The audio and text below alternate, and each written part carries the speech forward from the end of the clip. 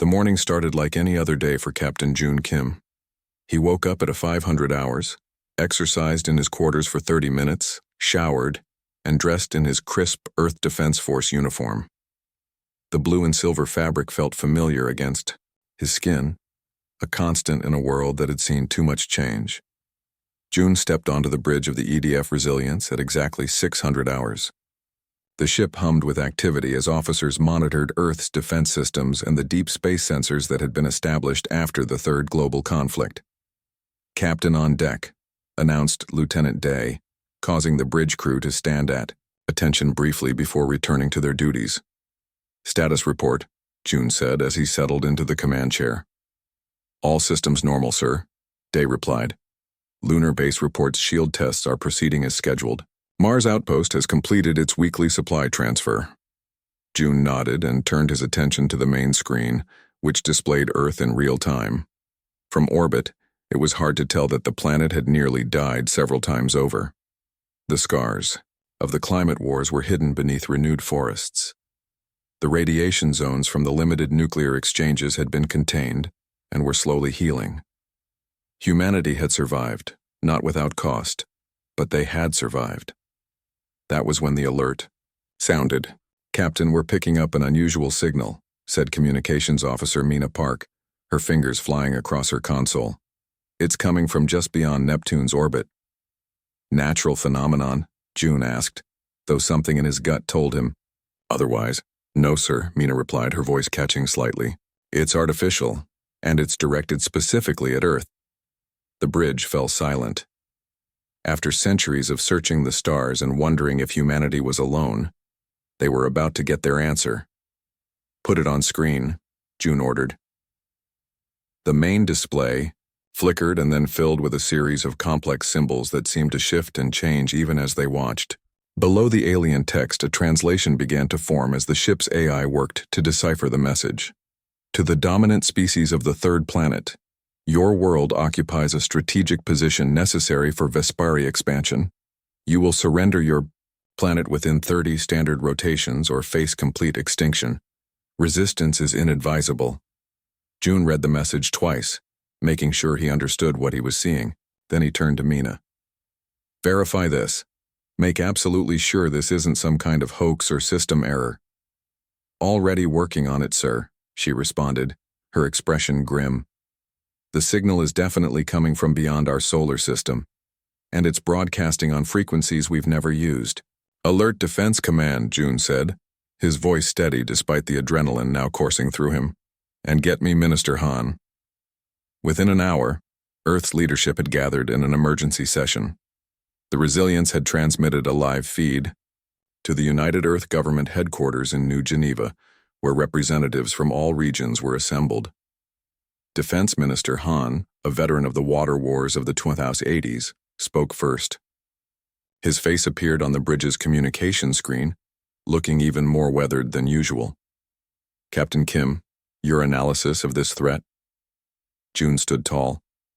"Sir, based on the limited information we have, this appears to be a genuine first contact scenario with a hostile alien species. The fact that they can transmit in a form our systems can translate suggests they've been studying us for some time." "And your recommendation?" Han pressed. "We should use the 30-day window to prepare our defenses," June replied without hesitation. "The message itself tells us something important about these Vespari." "And what's that, Captain?" asked the President of the United Earth Government, her face joining Han's on the screen. "They expect us to surrender," June said, "which means they don't know humanity very well." There were grim smiles around the bridge and in the government chamber. Humanity had nearly destroyed itself multiple times, but had always found a way to survive and rebuild. "We have faced extinction before," the President said, addressing not just those in the chamber but the billions watching the emergency broadcast around the world. "Ice ages nearly wiped out our ancestors. Supervolcanoes darkened our skies and froze our crops. We have brought ourselves to the brink with our own weapons and our own greed. Yet here we stand." She paused, looking directly into the camera. "We will not surrender our home. Not after all we have endured to save it." The decision was unanimous. Earth would use the 30-day window not to prepare for surrender, but to ready itself for a fight unlike any humans had faced before. In the days that followed, Captain June Kim found himself appointed to lead Earth's main defensive fleet. The promotion came with little ceremony. There was no time for such things now. Every ship in the Earth Defense Force was being outfitted with the latest weapon systems, and civilian space vessels were being retrofitted for military use. 5 days after the alien message, June visited the lunar research facility where Dr. Suk Lee was working on adapting her revolutionary shield technology for Earth's defense. The facility was built into the side of a crater, protected from micrometeorites and solar radiation. Inside, teams of scientists worked around the clock, fueled by coffee and determination. Dr. Suk greeted June with tired eyes but a firm handshake. Her lab coat was wrinkled, suggesting she had been working without rest. "Captain Kim, I was expecting you." "How is progress on the shield system?" June asked, following her into the main laboratory where a scale model of Earth surrounded by a blue energy field was displayed. "We're making advances," Suk said, gesturing to the model. "The shield can now theoretically withstand energy levels 50% higher than our most powerful weapons. But without knowing what the Vespari will throw at us." She left the sentence unfinished, but June understood.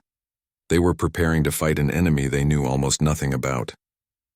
"You know," Suk said as they looked at the model Earth, "my grandmother survived the flooding of Old Seoul. She told me stories about climbing to higher ground with nothing but the clothes on her back. She rebuilt her life from nothing.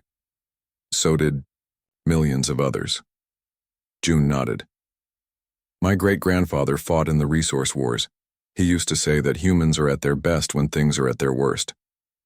"Let's hope he was right," Suk replied, "because things are about to get very bad." As the days passed and the deadline approached, Earth transformed. Old rivalries were set aside, resources were pooled, every scientist, engineer, and military strategist worked together with a single purpose: survival. 20 days after the first message, as Earth's fleet assembled in orbit, June addressed his officers aboard the newly designated flagship, EDF Defiance. "The Vespari gave us 30 days because they expected us to spend that time accepting our defeat," he told the assembled men and women. "They don't understand who they're dealing with. Humanity doesn't surrender. We adapt. We fight. We survive." He looked at the determined faces before him. "We've survived ice fire and ourselves," June continued. "These Vespari, they're just the next challenge in our long history of overcoming impossible odds. Let's show them exactly what they're up against." 29 days after the ultimatum, Captain June Kim stood on the bridge of the EDF Defiance. Sleep had become a rare luxury. Dark circles shadowed his eyes, but his posture remained straight, his gaze alert. The entire fleet was on high alert. "Waiting? Any sign of them?" June asked, his voice breaking the tense silence. Lieutenant Day checked his sensors. "Nothing yet, Captain, but we're at the 29-day mark. They should be here soon." Mina Park monitored communications at her station. "All Earth defense stations report ready. Dr. Suk's shield system is operational around major population centers." June nodded. The past month had been a blur of preparation. Every ship, every weapon, every soldier had been readied for this moment. The people of Earth had united in a way that seemed impossible just weeks ago. Old enemies now worked, side by side. It was amazing what the threat of extinction could do. "Captain," Day called suddenly, his voice rising.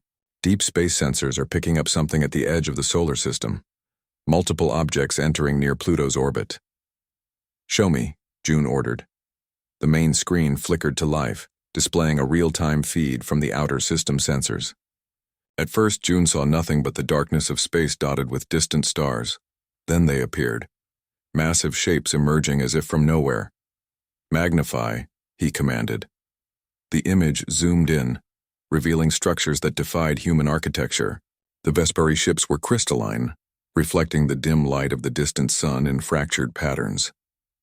They moved with perfect precision, their formations mathematical in their exactness. The largest ship was at the center, easily 5 times the size of the biggest human vessel. They're beautiful, Mina whispered, then caught herself. In a terrifying way. How many?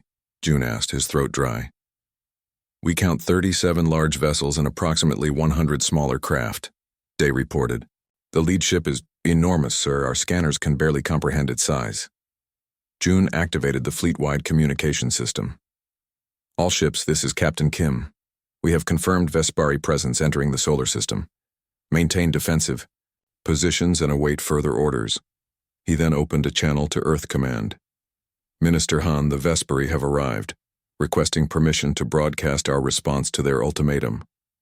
Han's face appeared on the screen, joined by the President. Both looked as tired as June felt, but their expressions were resolute. Permission granted, Captain, the President said. Let them know where humanity stands. June nodded to Mina, who prepared the message they had crafted days ago. It was simple, but clear. To the Vespari. Earth is our home. We will defend it. We have faced extinction before and survived. We are still here. We will always be here. Message sent, Mina confirmed. Minutes passed as the Vespari fleet continued its methodical approach through the outer solar system. They moved with a precision that seemed almost ceremonial, as if they had performed this exact maneuver countless times before. They're ignoring our message, Day observed. No, said June. They received it. They just don't care. On the lunar base, Dr. Suk Lee watched the approach of the alien fleet with growing concern. Her team had worked non-stop to deploy the planetary shield system, but there had been no time to test it against weapons of unknown power. Dr. Lee, we're receiving a transmission from the Defiance, her assistant said. Captain Kim is requesting an update. Suk brushed her hair from her eyes and activated the communication screen. June's face appeared, tension evident in the lines around his mouth. Suk, will the shields hold? They'll hold, she replied with more confidence than she felt. But not indefinitely. Once we know what kind of weapons they use, I can make adjustments. But we need data from the first attack. Let's hope we survive the first attack to make use of that data, June said grimly. We will, Suk assured him. Humans are stubborn that way. A small smile crossed June's face. That we are. Defiance out. As the communication ended, Suk turned to the main monitor that showed Earth wrapped in a barely visible blue glow, her shield technology now encompassing the entire planet. She placed her hand on the screen. Hold, she whispered to the shields. Please hold. Back on the Defiance, Intelligence Officer Jin had been analyzing the limited data they were gathering on the approaching Vespari fleet. He requested permission to speak with the captain. What have you found? June asked when Jin arrived on the bridge. Sir, the Vespari ships move with perfect coordination. Too perfect, Jin explained, bringing up analysis on a side screen. There's no lag time in their maneuvers, no signs of individual decisions being made. What are you suggesting? I believe they're a collective consciousness, Jin said. Individual drones connected to a central mind. See how the smaller ships mirror the movements of the larger ones with zero delay? It's as if they're parts of the same organism. June considered this. If you're right, could we disrupt that connection? Possibly, Jin replied. But first we need to identify how they communicate. The conversation was interrupted as Day called out, Captain, the Vespari fleet has accelerated. They're passing Jupiter's orbit now. Current speed suggests they'll reach Mars in approximately 6 hours. All hands to battle stations, June ordered. This is not a drill. Throughout the fleet, warning klaxons sounded as crews rushed to their positions. On Earth, civilians moved to underground shelters. The shield glowed slightly brighter as Dr. Suk increased its power. The next 6 hours passed in tense silence as the Vespari fleet drew closer. They slowed as they approached Mars, taking up positions in orbit around the red planet. They've stopped, Day reported. They're holding position at Mars. Why? Mina wondered. They could continue straight to Earth? They're studying us, Jin suggested, learning our defenses before they attack. Suddenly, Mina's console lit up. Captain, we're receiving a transmission from the lead Vespari ship. On screen, June ordered. The alien symbols appeared again, followed by the translation. Your response indicates a failure to comprehend your situation. We have encountered many species. All have either surrendered or been eliminated. Your extinction is not a possibility we consider undesirable. This is your final opportunity to surrender your world. The bridge was silent as the crew absorbed the cold, emotionless threat. June looked at each of their faces, human faces showing fear but also determination. Then he nodded to Mina. "Send our reply," he said. Mina pressed a single button, transmitting the message they had prepared for this moment. It was a phrase that summed up humanity's long, brutal history of survival against all odds. "We've survived ice, fire, and ourselves. You think you're a problem?" The response was immediate. The Vespari fleet began to move, splitting into attack formations as they left Mars' orbit and accelerated toward Earth. "They're coming," Day announced, his voice steady despite the fear evident in his eyes. "All ships prepare to engage," June commanded. "Remember your training. Remember what we're fighting for." He paused, then added, "Remember that we are human, and humans do not go quietly into the night." As the Vespari fleet approached, Earth's defenders braced themselves for the first battle in humanity's newest fight for survival. The Vespari ships moved toward Earth with frightening speed and precision. On the bridge of the EDF Defiance, Captain June Kim watched the enemy approach on the main screen. "Time to intercept?" he asked. 15 minutes until they reach our outer defense line," Lieutenant Day replied. His hands moved steadily over his console despite the fear visible in his eyes. June activated the fleet-wide communication channel. "All ships, this is Captain Kim. You all know what we face today. An enemy that believes we will surrender or die. They don't understand who we are." He paused, choosing his next words carefully. "Humanity has stood on the edge of extinction many times. Ice ages nearly wiped out our ancestors. Volcanoes darkened our skies. We've poisoned our own air and water. We've even turned our weapons on each other. But we are still here." Around him, the bridge crew straightened in their seats. On ships throughout the fleet, men and women listened, drawing strength from his words. "Today we face a new threat. But remember this. We have survived worse. Much worse. And we did it without the technology we have now." June's voice grew firmer. "Hold your positions. Protect Earth. Show the Vespari what it means to threaten humanity." The first Vespari attack came without warning. Beams of intense energy shot from the smaller alien vessels, targeting Earth's outer defense platforms. The space structures exploded in bright flashes, visible even from the planet's surface. "They're testing our defenses," Jin observed from his station. "And showing us their weapons," June added. He quickly opened a channel to the lunar base. "Dr. Suk, are you seeing this?" Dr. Suk Lee's face appeared on a side screen. She nodded, her expression tense as she analyzed the data coming in. "Energy weapons as we suspected. More powerful than anything we have. I'm adjusting the shield frequencies now." The Vespari pressed forward, their next wave of attacks targeting the orbital stations.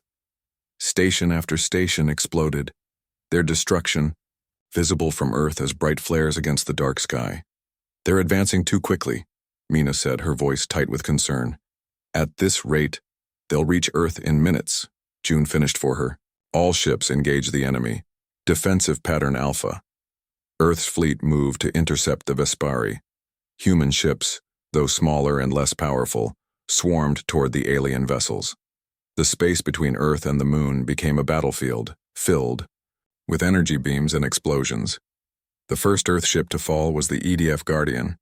Its shields failed under the Vespari weapons, and it broke apart in a silent explosion. More human ships followed. "We're losing too many," Day reported grimly. Then the Vespari targeted Earth directly. Multiple energy beams shot toward the planet. People on the surface looked up in horror as death approached from above. But when the beams hit, they met Dr. Suk's shields. The energy weapons struck the invisible barrier, creating ripples of blue light across the sky. The shield held. "It's working!" Suk exclaimed from the lunar base. "The multi-layered design is dispersing their energy. But I don't know how long it will hold against sustained attacks." The Vespari seemed surprised by the resistance. Their attack pattern changed, becoming more focused on key points in the shield. They're looking for weaknesses, Jin observed. See how they're concentrating fire on the same locations? June nodded. Dr. Suk, they're targeting the shield generators in South America and East Asia. Reinforce those areas. Already on it, she replied, her fingers flying over her controls. The backup generators are coming online now. As the battle continued, June noticed something about the Vespari ships. They move together, attack together, even retreat together, he said to Jin. You were right about the collective consciousness. Jin studied the enemy movements on his screen. Look at these patterns. They fight like machines, efficient but predictable. A plan began to form in June's mind. If they're connected, what happens if we cut that connection? He turned to Mina. Target their communication nodes, the structures on the back of their ships that pulse with light. Mina relayed the order to the fleet. Earth's ships adjusted their attack, focusing fire on what appeared to be communication structures on the Vespari vessels. When the first node exploded, the effect was immediate. The small Vespari ships near it began to move erratically, their perfect formation breaking down. It's working, Day exclaimed. They're losing coordination. Encouraged by this small victory, Earth's fleet pressed the attack, targeting communication nodes on more Vespari ships.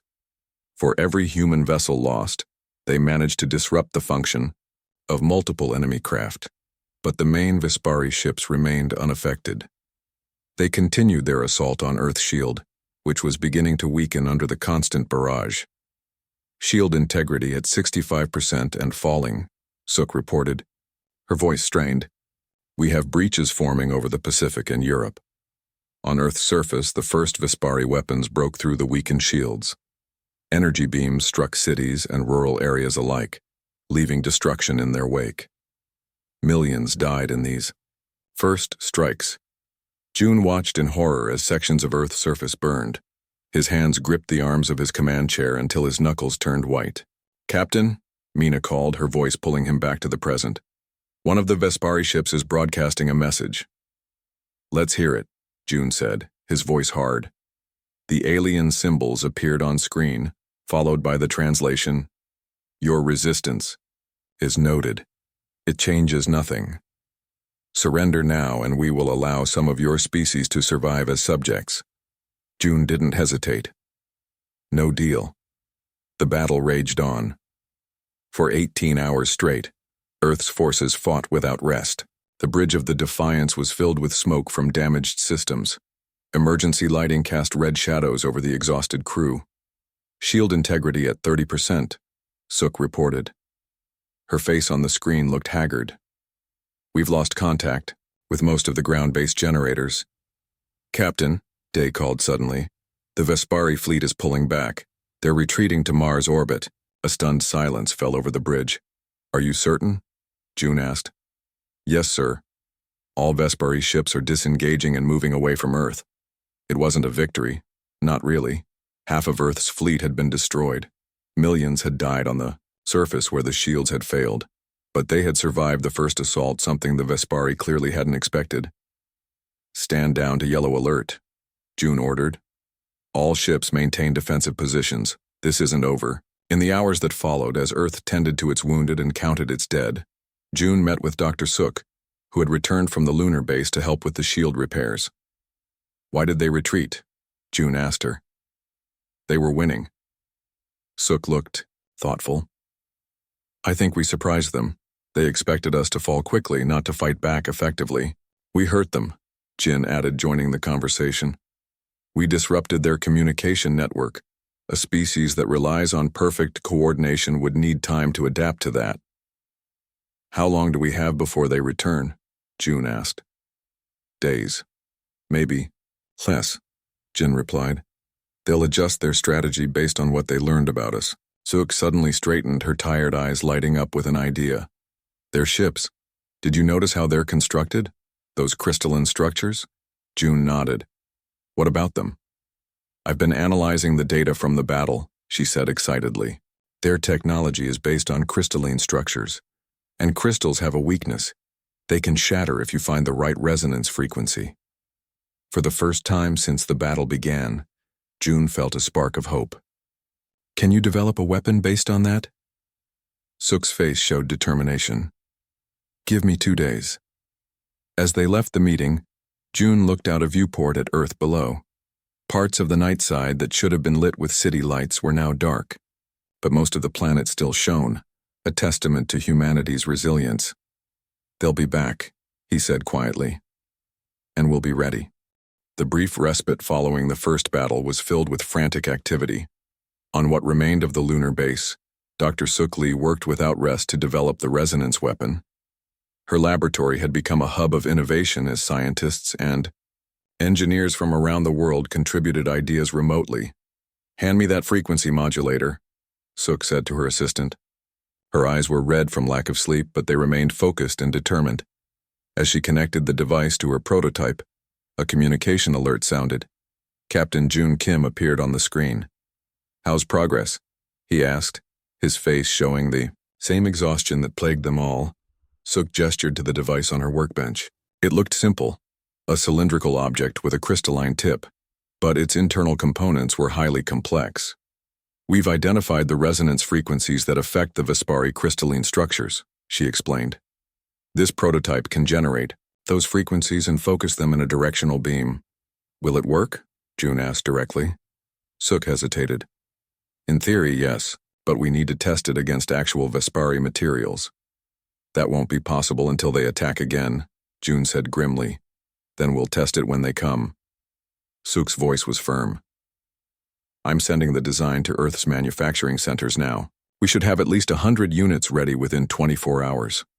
Meanwhile, aboard the EDF Defiance, intelligence officer Jin had made another crucial discovery. He requested an urgent meeting with Captain June and communications officer, Mina Park. They gathered in the ship's conference room where Jin displayed a three-dimensional model of the Vespari fleet based on data from the first battle.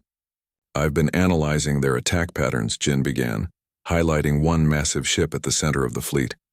This vessel never engaged directly in the battle. It always remained protected behind layers of smaller ships. Their command ship, June suggested. Jin nodded. More than that. I believe it's the primary vessel that coordinates their collective consciousness. Notice how all communication signals from the other ships route back to this one. Mina leaned forward to study the model. So it's like their brain? Exactly, Jin confirmed. If we can isolate and neutralize it, the rest of the fleet will be significantly compromised. June considered this information. How do we get to it?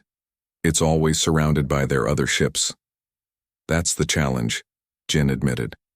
We'd need a small, fast ship that could slip through their defenses while they're distracted by our main fleet. A plan began to form in June's mind. A stealth mission, he said thoughtfully. A single ship might succeed where our fleet cannot. As the strategy discussions continued, Earth demonstrated another uniquely human trait, unity in the face of an existential threat. Nations that had been enemies for generations now shared resources and knowledge. Scientists who had once competed now collaborated. In what remained of New Geneva, Defense Minister Han addressed the Global Emergency Council. The Vespari believe us to be like all the other species they've encountered, he said to the assembled leaders. They expect us to follow predictable patterns of defense and retreat.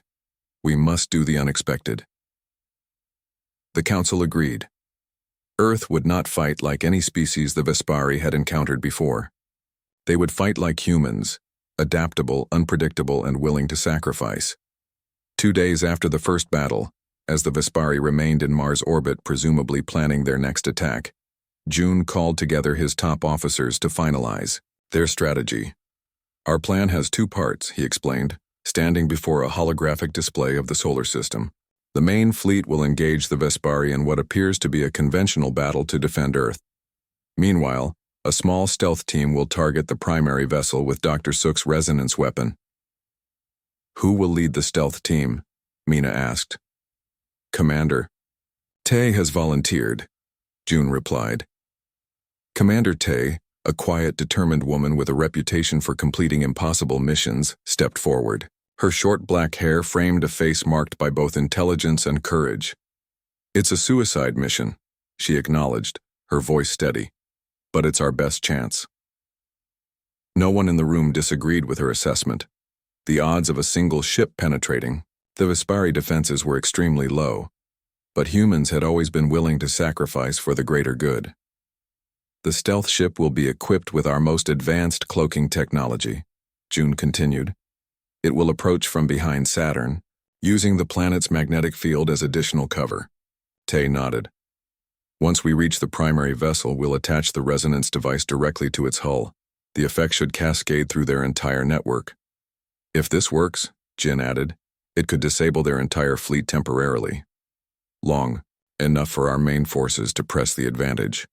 The meeting continued late into the night as they refined the details of their plan. When they finally dispersed to their stations, June asked Tay to stay behind.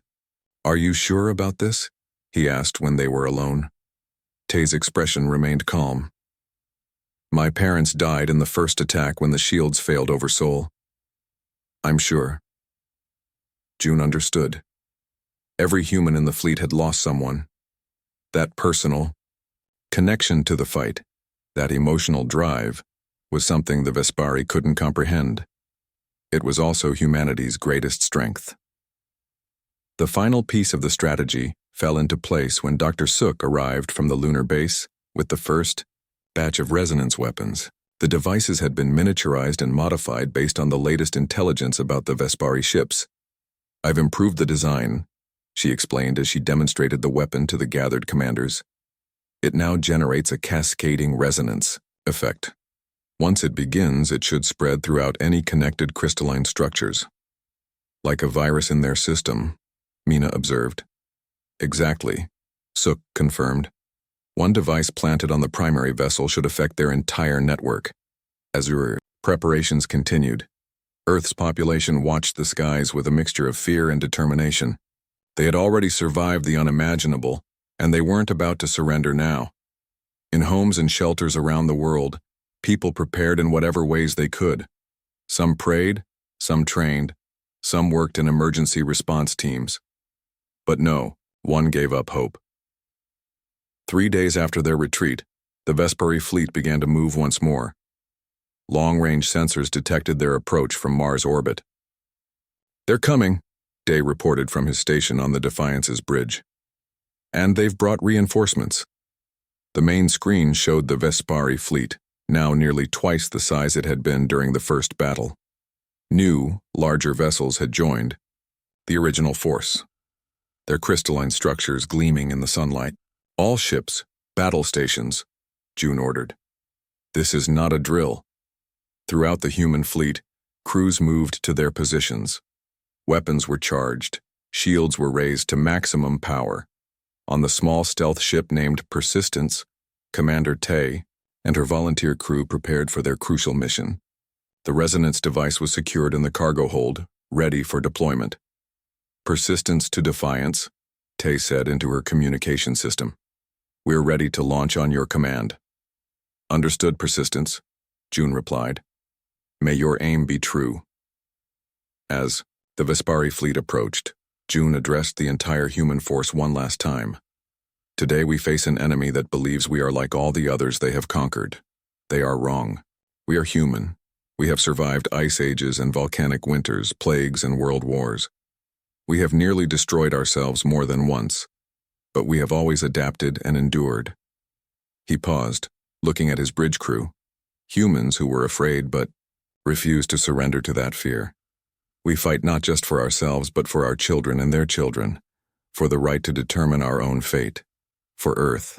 As the massive Vespari fleet entered Earth's orbit, humanity prepared to execute their desperate plan, a plan that played to their unique strengths: unpredictability, sacrifice, and the fierce determination of a species that had repeatedly faced extinction and survived.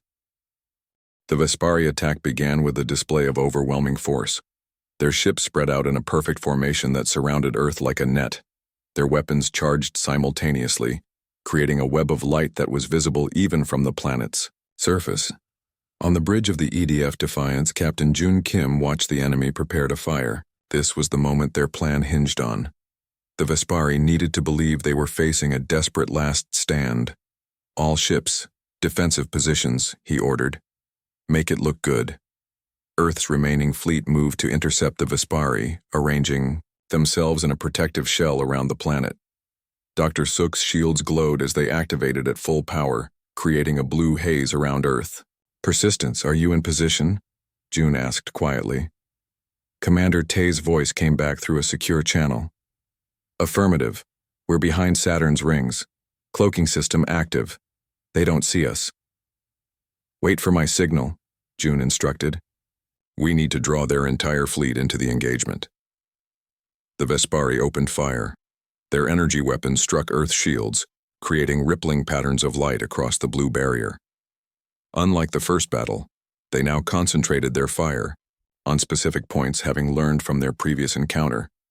Earth's ships returned fire, focusing on the communication nodes they had identified as vulnerable. Several Vespari vessels were damaged, their perfect coordination temporarily disrupted. But the Vespari had adapted. Their ships now had additional shielding around the communication structures, making them harder to target. "They've learned from last time," Mina observed. "So have we," June replied. He opened a channel to Sook on the lunar base. "Doctor, activate the resonance jammers."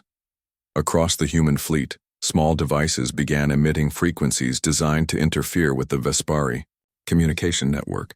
It wasn't enough to disable them, but it created gaps in their coordination.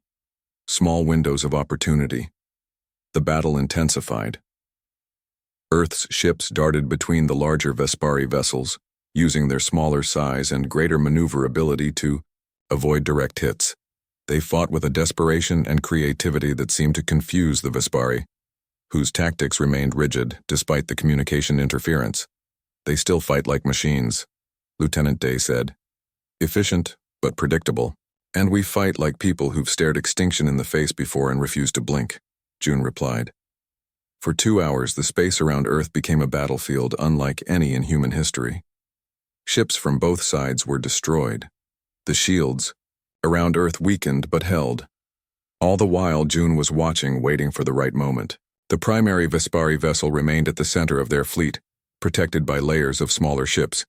It needed to be exposed, even if only for a moment. "Persistence, stand by," June ordered. "We're about to create your opening." He turned to Mina. "Send the signal to all ships. Execute Maneuver Omega." Throughout the human fleet, captains received the coded message. What followed appeared to be a catastrophic failure of coordination. Ships breaking formation, retreating in seemingly random directions, creating gaps in Earth's defenses. To the Vespari, it looked like the human fleet was collapsing into panic and disarray. Several of their ships moved to exploit the apparent weakness, pushing toward Earth. In doing so, they shifted their protective formation around the primary vessel. "Now, persistence," June commanded. "You have your window." From its hiding place in Saturn's rings, the small stealth ship accelerated to maximum speed. Its advanced cloaking technology, combined with the chaos of the battle, kept it hidden as it raced toward the heart of the Vespari fleet. On board the Persistence, Commander Tay and her crew worked with quiet efficiency. They had all volunteered, knowing the likely outcome of their mission. "Approaching target," Tay reported. "ETA 3 minutes." On the Defiance, Jin monitored the stealth ship's approach. "They're still undetected," he confirmed. "The Vespari are focused on our main fleet." June nodded. "All ships, continue Maneuver Omega. Keep them distracted." The apparent disorder of the human fleet had drawn more Vespari ships toward Earth, further exposing the primary vessel. But the Vespari were now breaking through the weakened human defenses. Several energy beams struck Earth's shields, which flickered dangerously. "Shield integrity at 40%. Sook reported from the lunar base. "We can't take much more of this. We just need a few more minutes," June replied. Aboard the Persistence, Tay guided her ship through the debris of battle, staying in the shadows of larger Vespari vessels. They were now less than a kilometer from the primary ship, a massive, crystalline structure that pulsed with light. "We're in position," she reported, preparing to deploy the resonance device. "Get in and get out," June ordered. "Place the device and retreat immediately." But they all knew that was unlikely. The Persistence would need to get too close to escape the effects of the weapon once it activated. Tay maneuvered her ship alongside the hull of the primary Vespari vessel. They were so close now that the crystalline surface filled their viewports, its alien geometry both beautiful and terrifying. "Dropping cloak to conserve power for the approach," Tay announced. "Will be visible for the final approach." The moment the Persistence's cloaking field dropped, alarms sounded throughout the Vespari fleet. The primary vessel's defenses activated, energy weapons charging to target the unexpected threat. "We're detected," Tay reported calmly, moving to deployment position. On the Defiance, June and his crew watched in tense silence as the small human ship approached its target, now under fire from Vespari defenses. "They're taking hits," Jin reported, his voice tight. "Hull integrity failing. Persistence, abort. If you can't reach the target," June ordered. Tay's voice came back, broken by static. "Negative. We can make it. Nearly there." The Persistence, now trailing debris and venting atmosphere, made its final approach to the designated attachment point on the primary Vespari vessel. "We're in position," Tay reported. "Deploying resonance device now." Through the static of the damaged communication system, June heard Tay counting down. "Device activated in 3, 2, 1. The effect was immediate and dramatic. The primary Vespari vessel began to vibrate visibly. Its crystalline structure caught in a cascading resonance effect. Cracks appeared along its surface, spreading outward like a web. "It's working," Jin exclaimed. "The resonance is spreading throughout their network." As the primary vessel shuddered, the rest of the Vespari fleet fell into disarray. Ships that had been moving with perfect coordination now drifted aimlessly or collided with one another, their weapons powered down or fired randomly into space. "All ships," June commanded, "deploy your resonance weapons now." Throughout the human fleet, the devices Dr. Suk had created were activated, targeting the now vulnerable Vespari ships. One by one, the massive alien vessels shattered, their crystalline structures unable to withstand the precisely tuned frequencies. In less than 20 minutes, what had begun as a seemingly hopeless last stand had turned into an overwhelming victory. The space around Earth was filled with the drifting remains of the once mighty Vespari fleet. "The Persistence?" June asked quietly. Jin checked his sensors, then shook his head. The small ship had been too close to the primary vessel when it disintegrated. Solemn silence fell over the bridge of the Defiance. Commander Tay and her crew had known it was a one-way mission. They had gone anyway, the ultimate example of humanity's willingness to sacrifice for survival. In the days that followed, Earth began to rebuild. The Vespari weren't completely destroyed. A few ships had escaped the solar system, but they had been decisively defeated. More importantly, they had broadcast a signal that Earth's linguists eventually translated, a formal recognition of Earth's territory and a declaration of non-aggression. 6 months later, Captain June Kim stood with Dr. Suk Lee on the observation deck of the new orbital defense station. Below them, Earth continued its rotation, its surface showing the scars of battle but also the signs of recovery. "Do you think they'll be back?" Suk asked. June considered the question. "Perhaps. But they'll remember what happened when they underestimated us." He turned to look at the memorial wall nearby, where the names of those lost in the battle were displayed. Commander Tay's name was prominent among them. "We've faced extinction many times," he continued, "from ice ages, from volcanic winters, from our own wars. Each time we've adapted and emerged stronger." Suk smiled. "And now we can add alien invasion to the list of things we've survived." June nodded. "The Vespari made a fundamental mistake. They judged us by our technology, by our apparent weakness compared to their power. They failed to understand what truly makes humans dangerous. Our stubbornness?" Suk suggested. Our history, June corrected her. Every threat we've faced has shaped us, forced us to adapt or die. The Vespari never stood a chance against a species that has been preparing for them for our entire existence. As they watched, a new ship rose from Earth's surface, the first of a new class of vessels designed using the technology learned from the conflict. Humanity was expanding outward again, not in fear but with cautious confidence. We've survived, ice, fire, and ourselves, June said softly. The Vespari were just another challenge in our long history of overcoming the impossible. And somewhere in the vastness of space, the remaining Vespari carried a warning to other species.